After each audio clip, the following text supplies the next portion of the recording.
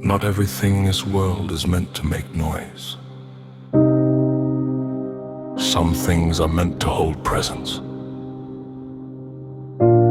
POLMADEVA is a world shaped slowly, through patience, through hands, through time.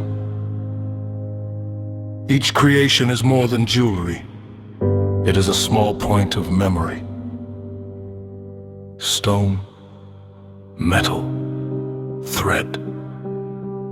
Materials that existed long before us and will remain long after. At POLMADEVA, a piece does not begin with design. It begins with a feeling.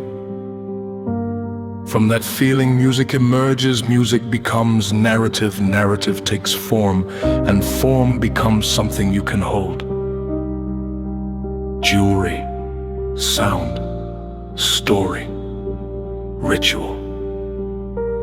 Not as separate elements, but as one living world. In a time that grows faster every day, POLMADEVA chooses another rhythm to create with patience, to create with presence, to create for what remains. Because some things are not made simply to be worn. They are made to be remembered.